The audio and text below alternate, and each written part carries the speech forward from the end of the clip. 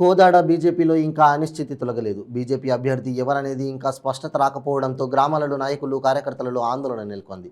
Kodad BJP MLA అభ్యర్థులుగా బోలిశెట్టి కృష్ణయ్య, ఓర్సు వేలంగిరాజు, ఊరుగంటు కిట్టు, నూకల పద్మారెడ్డి దరఖాస్తు చేసుకున్నారు. కానీ ఓర్సు వేలంగిరాజు వైస్ పార్టీలో నాయకత్వం, కార్యకర్తలు మొగ్గు చూపుతున్నప్పటికీ కొంతమంది మాత్రం ఆయన నాయకత్వం ఒప్పుకోవడం లేదు. కానీ గ్రామాలలో నాయకులు, కార్యకర్తలు మాత్రం వైలంగి రాజు అయితేనే ప్రస్తుత అధికార పార్టీ, ప్రతిపక్ష పార్టీలకు ధీటుగా సమాధానం ఇవ్వగలరని కార్యకర్తలతో ఒక బలమైన అభిప్రాయం ఏర్పడింది. రాష్ట్రంలో బండి సంజయ్ నాయకత్వంలో బీజేపీ ఎలా పుంజుకుందో అదేవిధంగా కోదాడ నియోజకవర్గంలో వేలంగి రాజు ఆధ్వర్యంలో బీజేపీ పుంజుకుంటుందని పార్టీ కార్యకర్తలు చెప్పుకుంటున్నారు. రాష్ట్ర అధ్యక్షులుగా బండి సంజయ్ ఉన్న సమయంలో వేలంగి రాజు మఠంపల్లి భూముల విషయంలో సైతం జైలు జీవితం గడిపి నియోజకవర్గ వ్యాప్తంగా ప్రజలను తన ప్రత్యేకతను చాటుకున్నాడు. సీనియర్ నాయకత్వం మాత్రం రాజు నాయకత్వాన్ని ఏకీభవించడం లేదని సమాచారం. ఏది ఏమైనప్పటికీ రాష్ట్రంలో ఎన్నికల హీట్ పెరిగింది. ఆయా పార్టీలు ఎన్నికల వ్యూహాలను రూపొందించుకొని ప్రణాళికాబద్ధంగా ముందుకు సాగుతూ ఆధిపత్యాన్ని ప్రదర్శించి అధికారం చేజించుకోవాలనే రెట్టింపు ఉత్సాహంతో కృషి చేస్తున్నాయి. ఓటర్లు కూడా రాజకీయ పరిస్థితులు, సమీకరణలను గమనిస్తూ సమయానుకూలంగా తెలివిగా వ్యవహరించేందుకు నిర్ణయించుకున్నారు.